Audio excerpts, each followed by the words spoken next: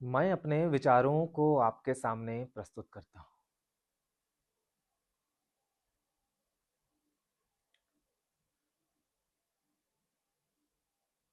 गांधी जी का संघर्ष अद्वितीय था। सत्य और अहिंसा के उनके मार्ग ने न केवल भारत को स्वतंत्रता संग्राम के लिए प्रेरित किया, परंतु इस संघर्ष को एक नैतिक आधार भी दिया। मेरे मन में उनके प्रति हमेशा सम्मान रहा, परंतु कई बार कई बार उनके निर्णयों ने मुझे ये सोचने पर विवश कर दिया कि क्या उनका मार्ग हमारे देश की सच्चाई और हमारे स्वतंत्रता की आवश्यकता के अनुरूप थी।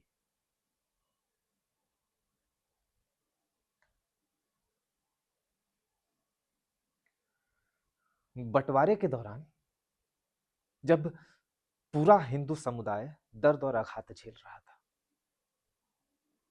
दिल्ली, पंजाब तथा अन्य हिस्सों में हिंदुओं के साथ अत्याचार हो रहे थे, गांधी जी ने पाकिस्तान को 55 करोड़ रुपयों की आर्थिक सहायता देने की बात की।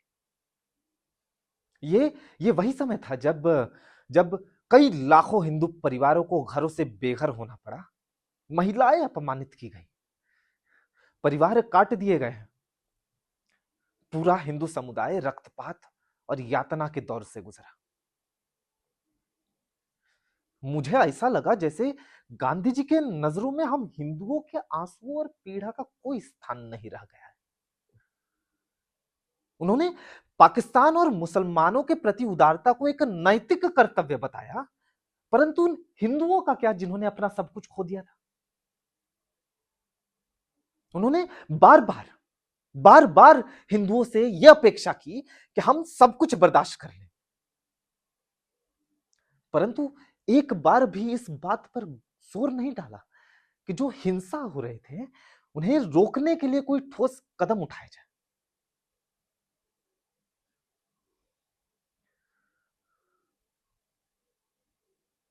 गांधी जी का आग्रह कि हमारा राष्ट्र एक धर्म निरपेक्ष राष्ट्र हो, बेहद सुनने में आदर्श लगता है, परंतु उन्होंने बार बार मुसलमानों के प्रति झुकाव दिखाया। विभाजन के बाद कई लाखों हिंदुओं को यूं ही पाकिस्तान में छोड़ दिया गया।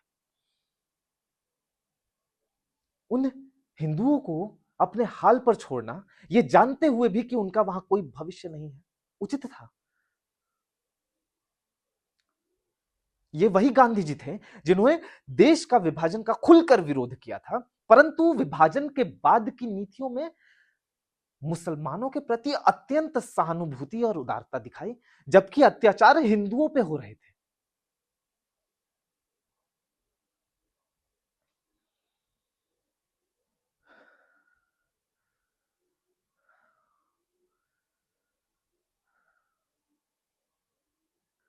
सुभाष चंद्र बोस ने गांधी जी के मार्ग से असहमति जताई। उन्होंने आजाद हिंद फौज का गठन किया और दुनिया को दिखाया कि हम अपने अधिकारों के लिए हथियार उठा सकते हैं। उनका मानना था कि स्वतंत्रता के लिए लड़ने वालों को अपने पूरे साहस और संघर्ष से लड़ना होगा।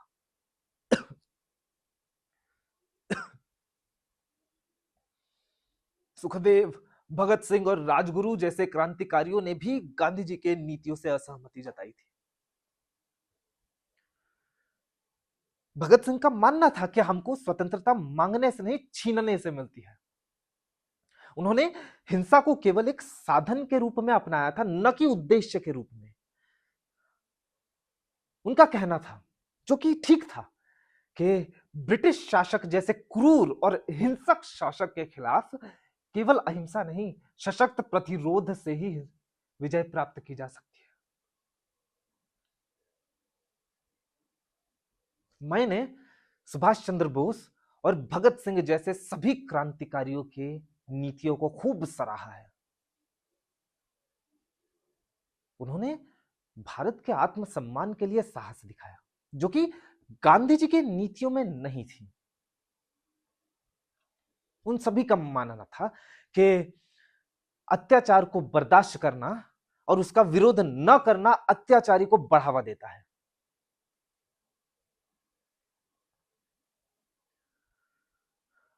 गांधी जी का प्रेम और उनकी करुणा सभी के लिए थी, परंतु क्या उनका उद्देश्य केवल आदर्श स्थापित करना था?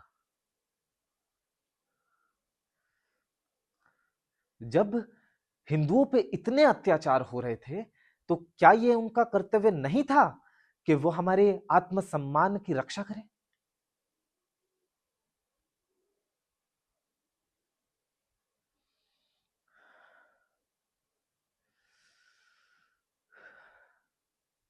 मैं मानता हूं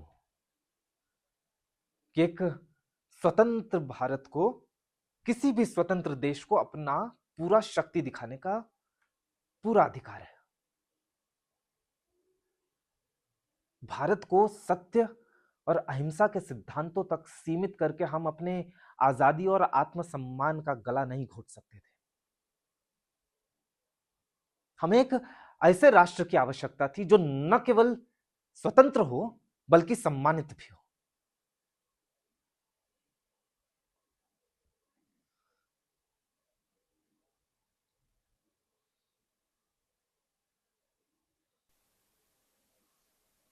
शायद मेरा मार्ग कठोर था और संभवतः इतिहास हमेशा मुझे दोषी ठहराएगा, परंतु मेरा उद्देश्य हमेशा एक रहा, एक सुरक्षित और सशक्त भारत, जहां पर रहने वाला हर एक नागरिक सर उठाकर सम्मान के साथ जी सके।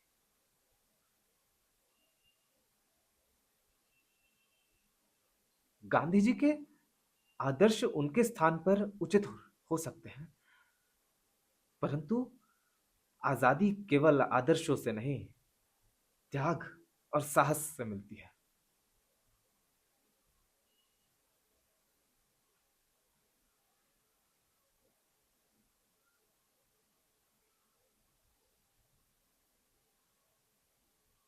मेरा वक्तव्य यही समाप्त होता है।